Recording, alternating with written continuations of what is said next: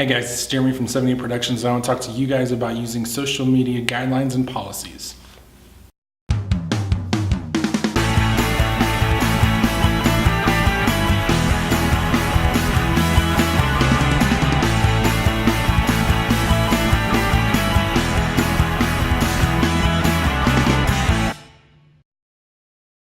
So if you guys use social media before as an individual, you know what it means to post pictures, update your status, send out a tweet, to be able to do a Google Plus Hangouts.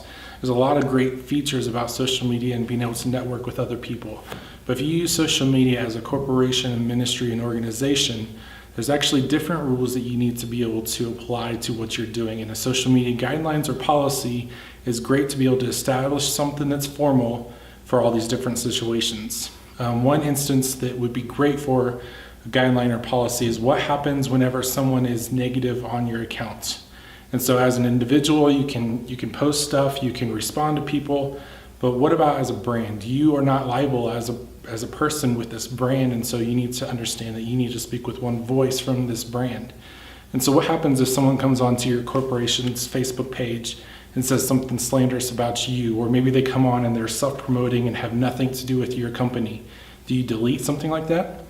If you've had this discussion, if you have a policy in place that's been approved, then you know how to handle that. And so for some, that might be instantly, yes, you need to get rid of it. If it's something where a service was provided to someone else and it was seen as negative, maybe you leave that conversation up, but you instantly publicly acknowledge that you're sorry for what's happened, maybe not necessarily taking accountability because you don't know if it's your fault or not, and then you take the conversation offline, and so you don't delete the comment. But if you have a policy that's set up so that it addresses all these different situations, and there's a lot of situations, you might not have them all, but to be able to have these policies in place to be able to address something like that, it would be great. Another idea for guidelines and policies is the idea of how do you respond to people or post something online whenever you're engaging as an individual to someone.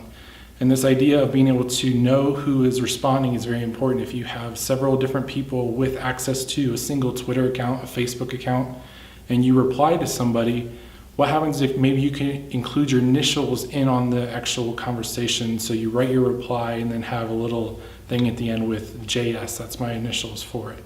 And so when you use this, you not only know who has made the response, and so if it's an incorrect response, you can address it. If it's something that maybe they want to have further information, that they may have some indication of who it is. And at the same time, it humanizes the process, that makes authenticity for the entire process. And so it's not just a brand that's speaking to a person, but it's a person speaking to another person, having a dialogue. And so it just humanizes the whole process as well. And then there's the idea of maybe how you want to be able to go about using social media as far as different mediums.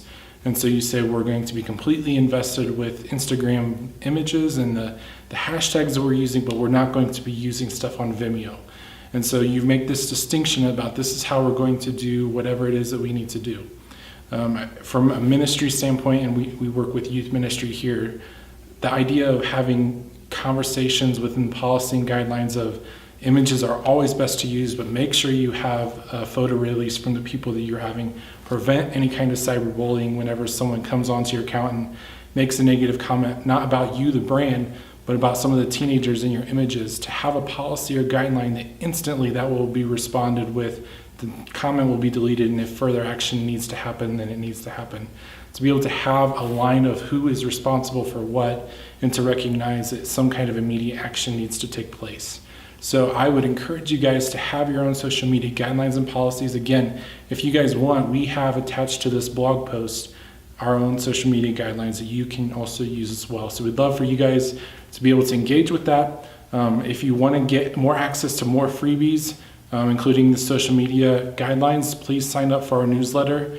We will be sending it out soon, and we would love to hear from you guys as far as what do you guys use for social media guidelines and policies? What are some things that you have to have? Maybe what are some more general ideas of how you engage with people on social media from a corporate account? We'll talk to you guys next week.